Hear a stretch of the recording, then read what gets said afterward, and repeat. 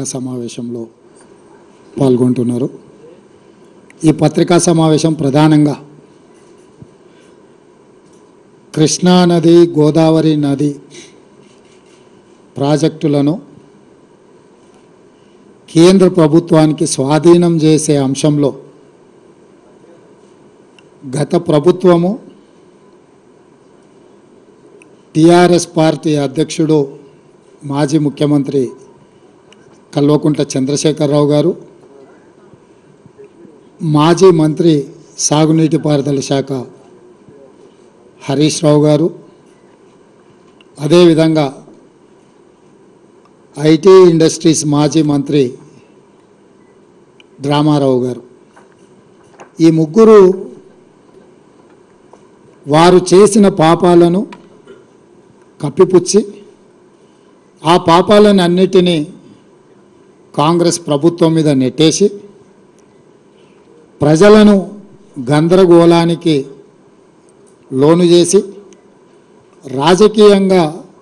లబ్ధి పొందాలనే కుట్ర చేస్తున్నారు। ఈ కుట్రకు సంబంధించి నిరంతరం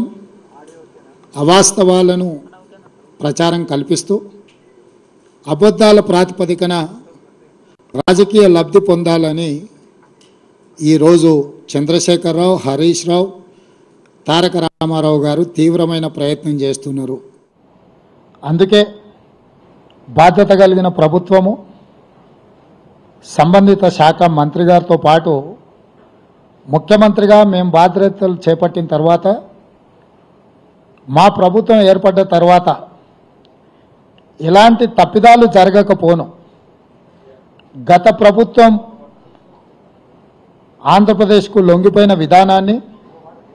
కేంద్ర ప్రభుత్వానికి కృష్ణా నది మీద ఉన్న ప్రాజెక్టులను, గోదావరి నది మీద ఉన్న ప్రాజెక్టులను అప్పజెప్పడానికి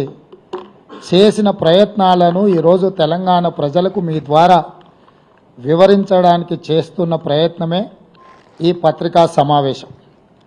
మీడియా మిత్రులందరికీ ఆంధ్రప్రదేశ్ రీఆర్గనైజేషన్ యాక్ట్ 2014 రాష్ట్ర పునర్విభజన చట్టము 2014 మీకు గుర్తు చేయాలని ఈ పునర్విభజన చట్టంలో part 9 management and development of water resources section 84లో స్పష్టంగా కృష్ణా నది మీద, గోదావరి నది మీద ఉన్న ప్రాజెక్టులను రివర్ మేనేజ్మెంట్ బోర్డుల ద్వారా కేంద్ర ప్రభుత్వానికి స్వాధీనం పరచడానికి అవసరమైన విధి విధానాలు ఈ రాష్ట్ర పునర్విభజన చట్టంలో section 84, section 85, section 86, section 87 almost section 88, 89 వరకు 84లో మొదలయ్యి 89 వరకు ఈ సెక్షన్లలో స్పష్టంగా కృష్ణా గోదావరి నదుల మీద ఉమ్మడి రాష్ట్రంలో నిర్మించిన ప్రాజెక్టులను అన్నిటిని కూడా కేంద్ర ప్రభుత్వానికి స్వాధీనం చేయడానికి విధి విధానాలను ఖరారు చేయడమే కాకుండా